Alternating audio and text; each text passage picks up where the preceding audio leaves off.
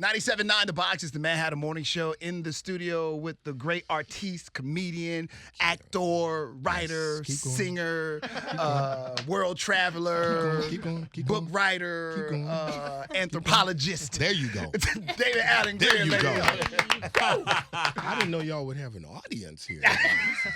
We got a big show, man. We got a big show. Apparently, man. An even bigger star on the show today. Thank you, man. What's happening? What's going on? Man, why is your camera the smallest?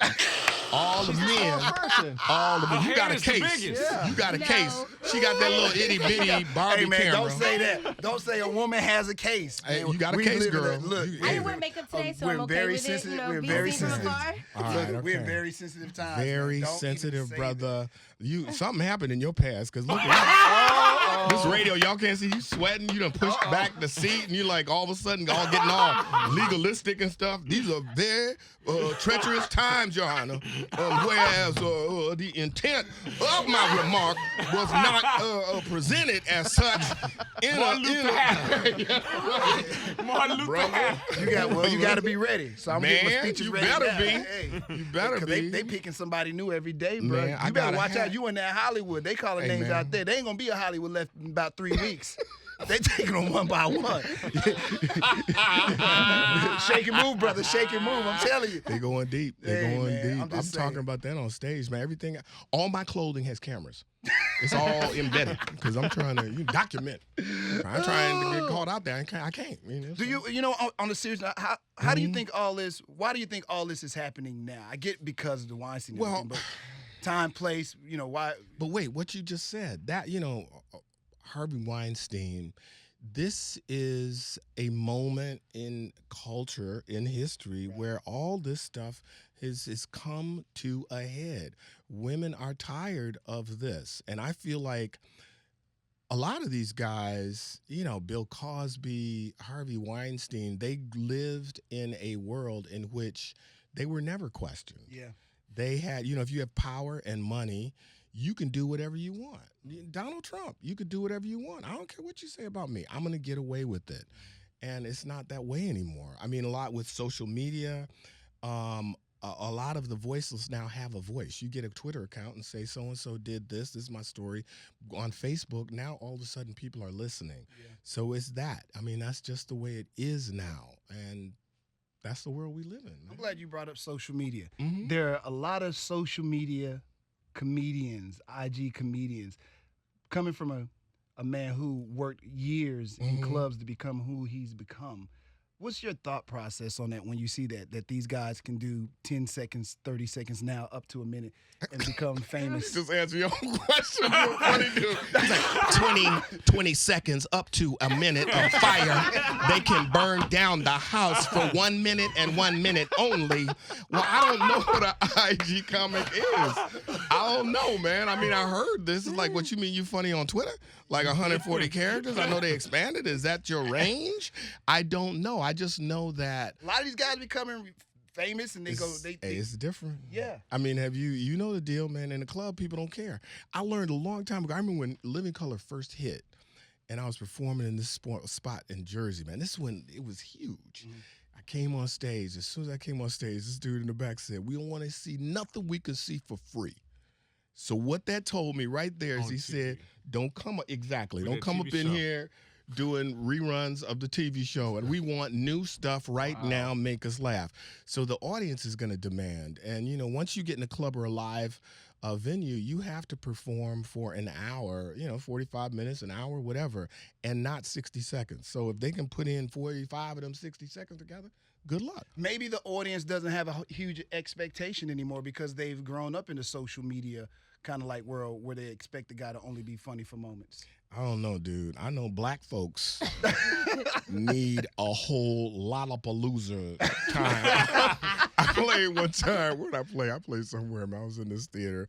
I played like an hour and a half. These old black folks were like, "Yeah, you all right, but that was kind of short." I'm like, kind of short, man. It's an hour and a half. It's like, we used to buy 6, 7 comics. Intermission, chicken wings. I know they want a festival, man. I was like, hey, man, I don't know. But if I'm paying money, I done came out my house put nice clothes on, bathe my funky behind. It's got to be longer than a minute, right? Come on. I was just curious because I'm seeing these guys, they go on tour now, they get movie deals, they get TV shows. You got to ask the clubs, man, because the clubs don't lie. I mean, I've heard of this term. All I know is you got to be funny. That's all. Yeah. You got to be funny. And it's an agreement. When you pay money to see me, whatever I do on stage, if you come out of that theater or that club feeling like you got your money's worth, well, then I fulfilled my agreement with you. At this point, I don't know. I mean, I know what I do, but as long as the audience is happy and satisfied, it's got to be an entertainment. I mean, I feel like a lot of comics, they're not funny. It's more like they're doing lectures. You know what I'm saying? Okay. A humorous lecture. That's different than funny. I just want to be taken out of my world. I agree with I'm a that. I fan never of looked at it comedy like that. too, man. Man, I want you to be good. I want you to be good because that means I'm going to have a great evening. I don't think anybody wants to come in the club and be sitting there texting me, oh, my God. Well, what came first for you, the comedy or the acting? Because I know that the first acting roles you have are pretty Acting. serious, like the Soldier Story. Yeah. I mean, did you think you're going to be like the serious supporting actor, like because that's Denzel Washington. That's a pretty serious movie. But you know, Denzel and I started together. We all started, in that certain generation. So yeah, my goal was I wanted that Denzel role, like the young Negro intern. Dr. Jefferson, what's going on? You rush in. I can take this. Like, that's what I wanted. I wanted, like, L.A. Law, that kind of stuff. Can I take this case? Your Honor? I wanted to do all that. Well, then I got, all my friends were comics. Okay? So I started hanging out with those dudes. We go to comedy clubs. It was really fun.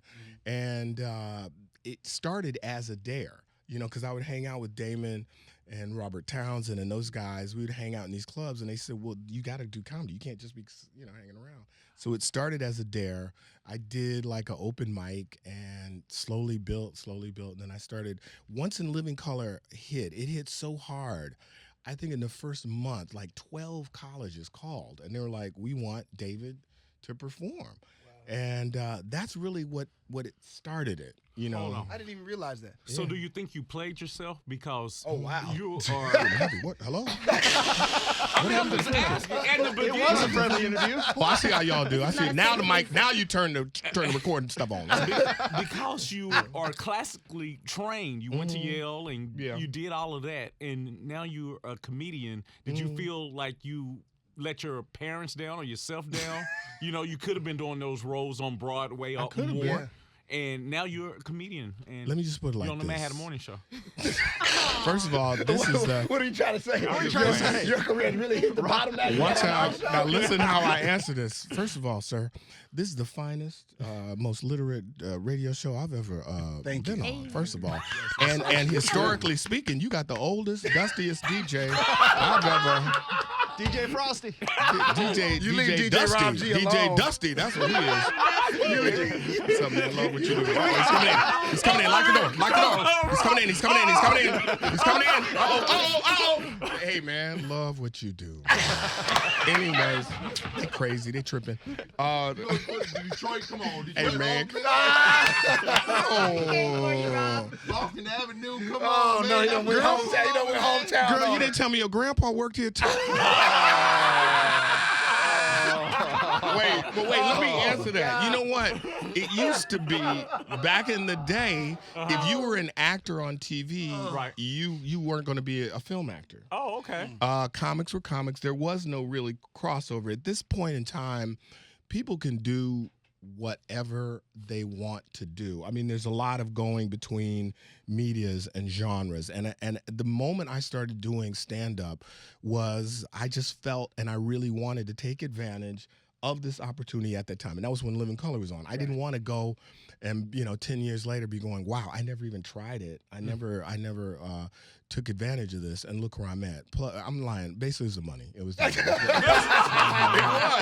I was sitting with Damon. Okay, how much money was it? It was a lot more. Let me put it like this. I was sitting there with Damon Wayans. I was like, man, listen, I went to Yale Drama School, man. I would never prostitute myself like that. Going to a club? Did you really say Tell that? jokes about ding-dings? I mean, that's below me. That's beneath me, man. I'm on another planet.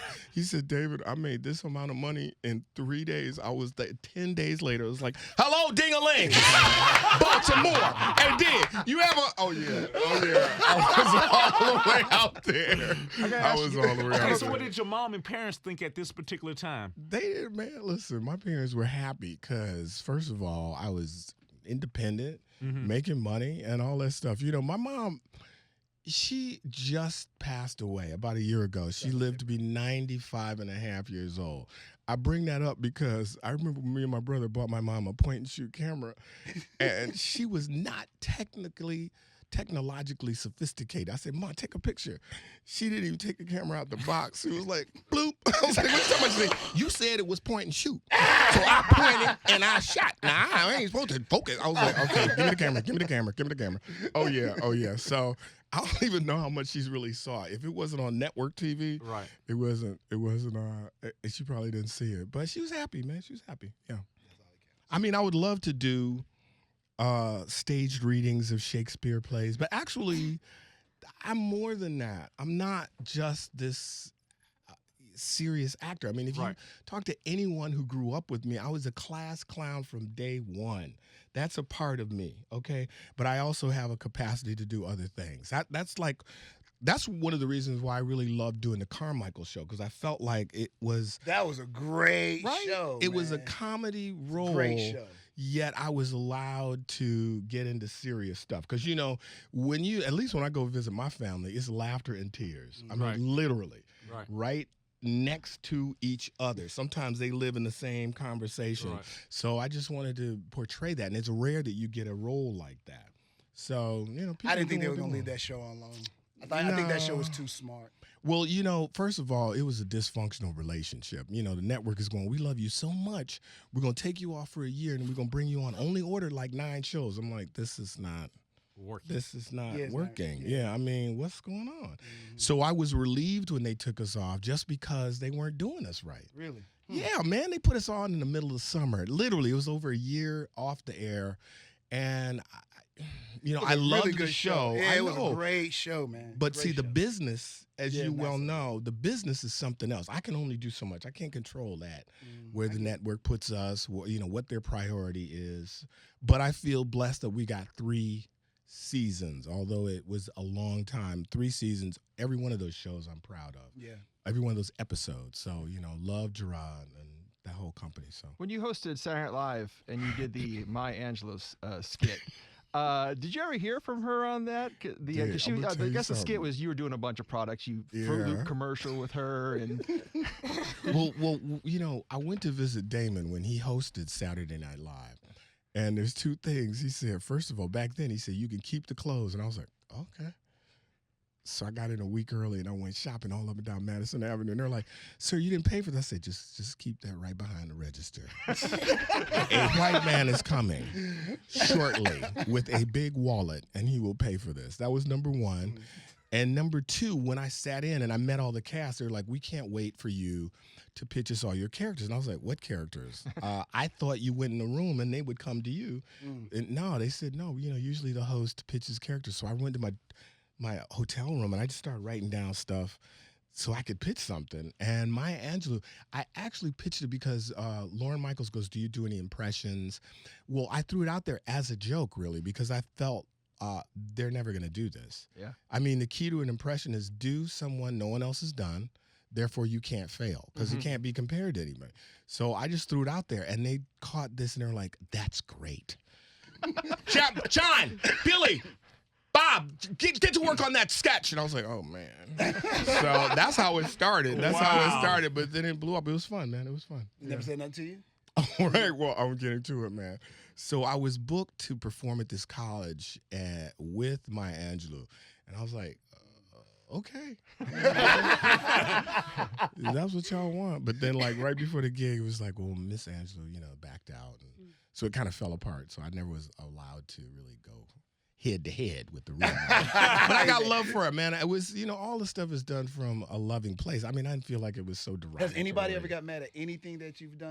Yeah, I mean, like, you know, again, it was a different time. It's not like social media is now, which is very immediate. And it can come like an onslaught. You know, you say the wrong thing or something someone's finds offensive and they just, pile drive. So, yeah, some people objected to the men on stuff. Really? I never thought about that. Yeah. I thought it was a different time. Man, that's something funny. Men stuff. on film? Yeah. Great. But even like now, like if you think, what's the show that was on? I don't think it's on anymore. These guys from Atlanta, they did like, they were more out there than men on could ever be. That's my point. My point is, the world has changed now. Also, consciousness has changed now. Yeah. So I don't think we could do exactly what we did. You couldn't get away with that bit now. No, man, because most people are like, "I'm sorry, excuse me, I didn't mean it. I didn't mean to offend." But shouldn't a comedian have that license to be able to poke fun and make uncomfortable? Yes. And then now it seems like you're right. We can't do that. No, I do anymore. it. I mean, I do it. Listen, man, I don't think anything I'm doing is coming from an aggressively offensive place. But when I'm in the club this weekend, we're going to talk. Okay. We're going to talk, man. Okay? In every part of my audience, there's got to be one or two Trump voters there. I didn't vote for this man, but you can still be here. I mean, we're going to talk. I'm going to have to get in that rectum a little bit, but then we're going to move on, okay? That's what comedy is. That's what comedy is. I'm not, So you don't get nervous about facing backlash when you talk about other celebrities and things like that? No, but that's not really my thing. That's not my avenue, gossipy stuff. But I have to talk about the world in which I live, okay? So, because if not, it's just a boring night of non-committal nothingness. I mean, yeah, man, I'm going to talk about this right here. I know how it used to be, how it is right now, and I want to make you guys laugh. This is stuff I find peculiar and funny and odd. So I'm going to talk about it, okay? So that's just the way it is. I mean, but it's different. Like this dude I performed with a couple weeks ago, he was talking about his young daughter, and he said this joke, and this woman, called the club, and she was like, well, he said something about his daughter, and it triggered me, and may I speak to the comic? And they're like, it's 9 a.m., yeah. Here. Well, that really troubled me, and I want you to ask him not to tell that joke anymore. And it's like, okay. Wow. Yeah, I mean, so people feel like they have license. I mean, I'm like, well, I'm still going to tell the joke. You don't have to come to my show. That's the world we live in. Yes. Well, now everyone has a voice, and they're going to voice it. Mm-hmm. You made me uncomfortable. You, sir, made me uncomfortable by your presence. You got to hear me out. Exactly. I don't really, but everybody feels like they have their voice. When y'all were doing In Living Color, how hard was it to come up with those? You breaking my whole heart, man. Speaking of success, can we talk about your failures? No, what? What'd you say? No, I just want to know. Y'all had so much brilliant stuff. How did y'all come up with that? Did y'all just come up with that? And did y'all know that everyone was going to blow up from that show? No. Who did y'all think was going to blow up from that show? Well, Damon, because Damon hit so hard immediately with the Homie the Clown. Yeah. I think that was probably one of the first and earliest. But our key to humor and funny, there was a long table, and we used to bring our breakfast in. We would sit down and we'd eat breakfast, and we'd just start riffing with each other and doing funny stuff. And if it passed that test, usually about 2 or 3 days in a row, if you came with whatever funny character that was, then we would be urging you. We say, man, you got to put that on, man. Write a sketch, man. Put that character on. So a lot of that, Mr. McAfee, I remember when Jim did Fire Marshal Bill, he was telling us the story, and but we would be dying. Mm-hmm. We were like, Jim, you have to do the sketch. And he would do it. And you just threw it out there. So what I'm saying is we weren't sitting there going, I think I know you as a young woman of color between these ages, it's going to be funny to you, or you older gentleman, this kind of thing, Dusty DJ, whatever. I'm just trying to make you like, we weren't trying to run some, numbers. We just went, I think this is funny, man. Go on and get that out there. So that's how we did it. That's how you have to do it. Right. I mean, you can't be overthinking stuff like that. I don't think. It was a brilliant show, man. Way ahead of its time and right on time for where we were at that particular time in the 90s, too. Now, you're in the original Jumanji. And did you see the remake? I went to the opening. Okay. I was like, I took my daughter, and she was like 9, She's like, okay, Dad. I was in the whole thing. See, they not doing it. They're supposed to be right here. This whole thing. When I did it, Did you like the movie though? Did you? It was different, man. Listen, I love Kevin Hart. I mean, I thought the movie was a little jumbled. The way that they tried to kind of shoehorn it into a modern story. It was based on a book, this board game, but then they had to put this kind of video game thing in. My whole thing is, stop with the reboots. Stop with that. Just think of something new. Wait a minute. You were in The Wiz. Yeah, that was different. There's like 60 minutes for comments, man. Dang. No, but I mean like Ocean's 8. Yeah, come on, yeah, man. I've seen Ocean's 9, 10, 11, 12. Now you're going to give these women a shot, but not really because you're recycling some old, dusty, tired-ass stuff. Make something new, man. You can't come up with a caper that's new. That's all I'm saying. It seems to lazy. be too easy. It is lazy. They're trying to make the fast buck, and that's what everybody's trying to do. Well, they be making Superfly, and I was, right? Yeah. Hey, man, I was watching the trailer. I was like, he's a male model? Listen, Trevor Jackson is cute, okay? Okay, all right. That's our young millennial. Okay, All right, great. all right. But Ron O'Neal, homeboy, he had the perm, but he had gangster in him. Yes. You understand? I was like, what is this dude doing? Is he a fashion designer? I mean, what is going on? But my thing is like, why? Just do a movie. Yeah. Why is it super? I wish he didn't have to do Superfly on it. Yeah, I said the same thing. The movie can still work. Don't put Superfly on it. Don't relate the two because the two are totally different. And I haven't even seen the new one, but when I saw it, y'all know I'm a Superfly fan. That's my favorite movie in the whole wide world. When I saw that, like, come on, don't do this. In Detroit, when I was like a kid, we went to see Superfly.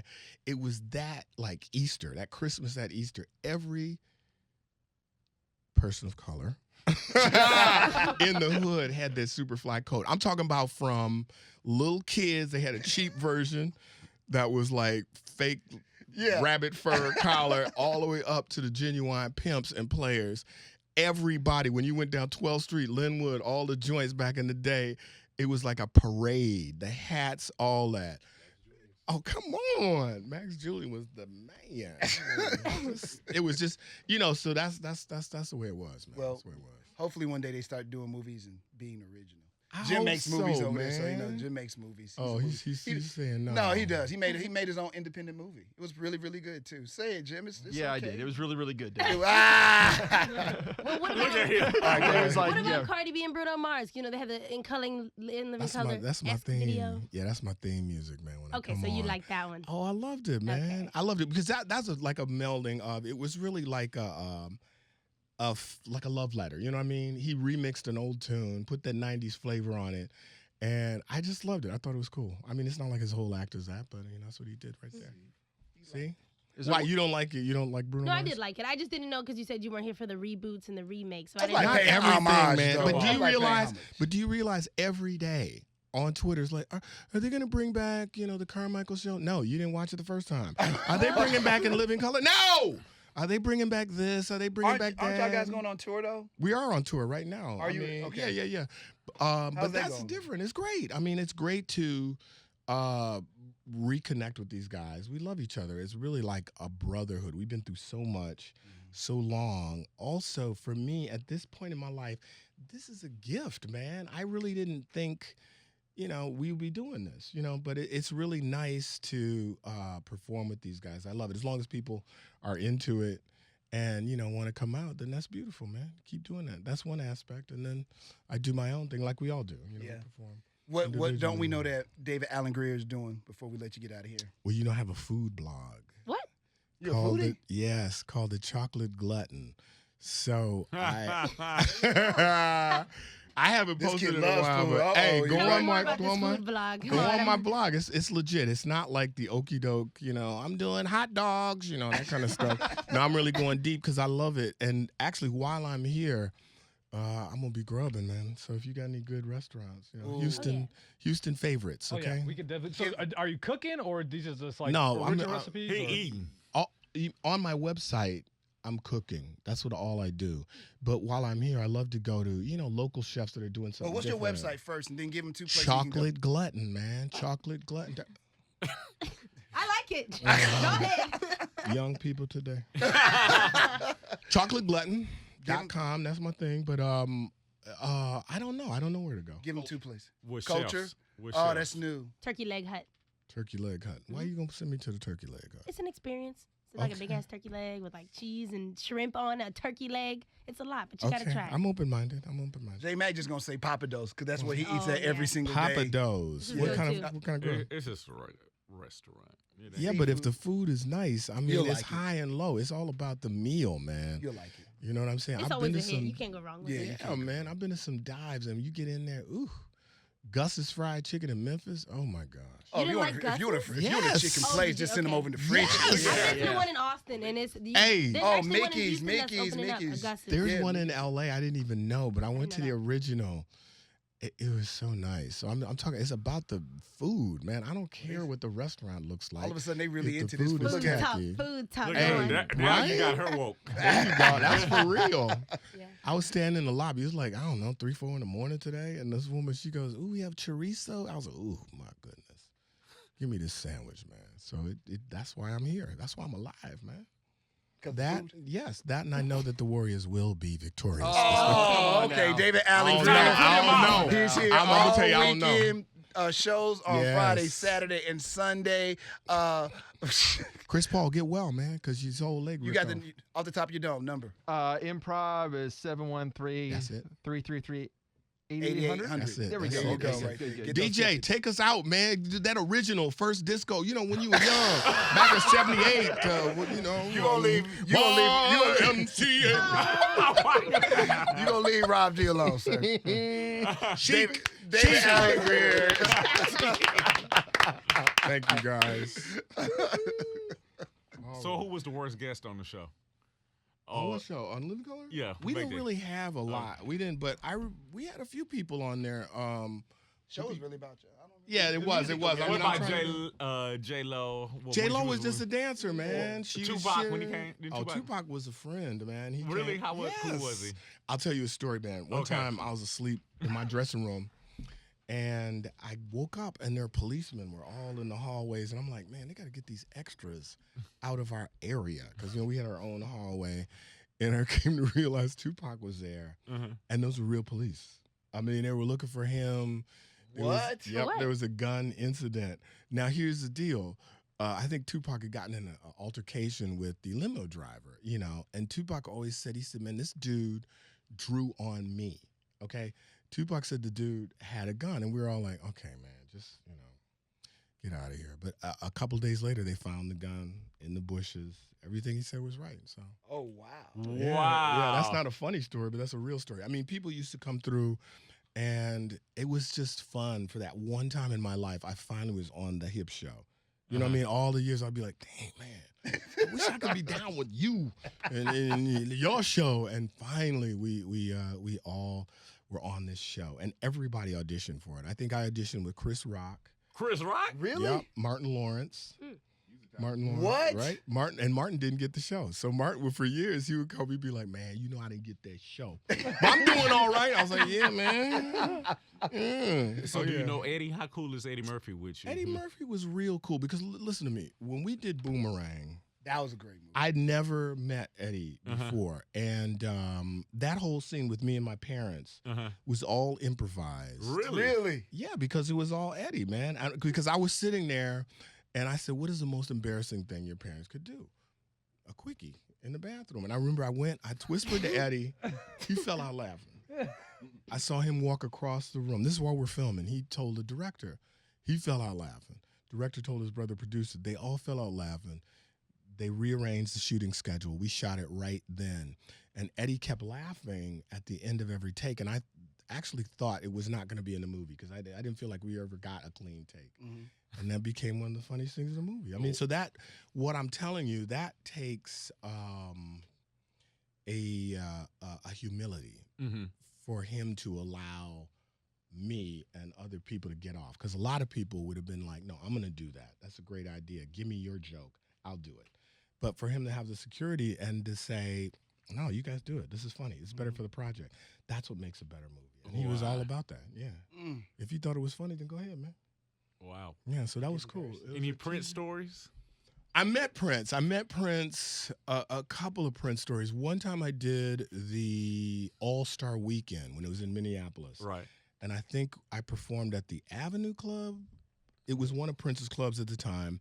The only reason why I took the gig is because I wanted to meet Prince. Prince wasn't there, or else they told me he wasn't there. But all of his crew, everybody else came through. And his road manager took me to Paisley Park. Now, at the time, this has to be like 93, 94. Paisley Park, that was farmland. Really? Oh, yeah. It was like cornfields and stuff. And Prince had this building out there. I'm like, okay, well, all right, whatever. We went in there, but it was a complete facility. Like we could have done in living color in his studio. I mean, the sound stages. He had a costume studio. He had the apartment. We went all through there. And toured the whole thing. And I finally met Prince at a party in New York a few years later, and he was there. And it's like the crowd parts, there's Prince. You know, I'm looking down. I'm like, yo, man, I'm a big fan. He said, I'm a big fan of yours. Okay. I'm watching you for years. I've been watching you for years. I was like, okay. Man, I can't believe I kind of met that. So at that point, I was like, I got to get out of here. I got to abort. I got to get. Okay, nice meeting you. Yep. But this is the coldest. I was with this girl, my girlfriend at the time. I turned to her, and she had tears in her eyes. And I was like, what's wrong with you? I'm calling my mother. Because it was too much. That was Prince. And that was when he was Prince. You know what I mean? And she was crying, going, Mom. It was like midnight in a club in Manhattan. I was like, she was calling her mom. Like, I have to tell her. It was wild, man. It was wild. So I don't know, man. I mean, that was my encounter with Prince. He was real cool, man. I know he watched the show. He loved us. And, Michael Jackson? I never met Michael Jackson. I met Janet. And, that kind of thing. But I saw Michael Jackson. I saw the Jackson 5. I mean, he was incredible performer. Just one of a kind. I mean, it is funny now that I'm older, when younger kids, I'm talking to my daughter. She's like, the first movie she saw was The Wiz. So when she got to be about 5, I showed her The Wizard of Oz. And she was looking at it. She said, Daddy, play that again. So I played it again. She goes, you know what? I think someone took this. I was like, from who? Michael Jackson. Because this is like his movie. And they stole. I was like, you think so? Because look, don't these people look older? She goes, yeah, but they stole it. So, I was like, maybe you're right. You can't argue with 5-year-olds. That kind of stuff. But I saw these dudes, and if you ever saw Michael Jackson was an amazing performer, man. Right. He was beautiful. It was great. It was great, man. Every person who tell a story about Prince said that he was magnetic, like you said. Hey, man, first of all, he was about 36 inches tall. I mean, he was a little wee man. Literally, I was like bent all the way over in the club. Hey, man. I'm looking around. I have a good Prince story, but I can't tell it. It's got some obscenity in there. No, go tell it. Okay, I'm going to tell you this story. This was told me there. So, his road manager, he said, they're on the road with Prince. And after a gig, and he gets a call at 3 a.m. It's Prince. Yo, man, y'all motherfuckers better bring your motherfucking ass to my motherfucking room. I'm hearing motherfucking voices. And they're like, okay, man. So they get dressed, they go over there, knock on Prince. So he opens the door. First of all, Prince answers. Perm set. Full makeup, white satin pajamas with white satin high heel boots. Yeah. He answered the door. He said, motherfucker, I told you I'm hearing motherfucking voices coming from the motherfucking walls. Y'all motherfuckers better do something about this motherfucking bullshit. So they go in there, and they're quiet, and they hear this muffled voice. And so they call the hotel detectives, and they search the room. They can't find anything. They go into a crawl space. They find this woman in the crawl space behind Prince's bed, you understand, with a flashlight and a Bible, who's reading stuff to him. And they said as they took this woman out in handcuffs, Prince was sitting at the coffee table with his legs crossed going, I told y'all motherfuckers, motherfucking voices coming from the motherfucking walls, and y'all motherfuckers didn't believe me. Fuck all of y'all. dad died. That's the Prince story. Yeah, it was a sad day, man. I was sad, man, when Prince died. Yeah. I was doing the Carmichael show, man. You know, it's rare when you come in, all the women were crying. Just all of them, black, white, old, young. I was like, wow, that's rare, man. That's rare when a musician has that much influence. You know what I mean? It was different, you know, than Michael Jackson. I mean, this was like, because I really wanted Prince to be around and doing stuff when he really got old. He never really got old. Like, even after all the stuff with the drugs, I mean, you see the last picture, it's like one little crack, like right by his eye, maybe like a little age crack, but he was snatched to the very end. He was. Man. You look at me, I'm battling. I gained like 20 pounds. You know, I shaved my head, all kind of stuff. Prince stayed pretty, man. That's it. Yeah. Prince is my man. I love him, man. Thank you, man. Yep. Thank you for Thank coming. you so much, man.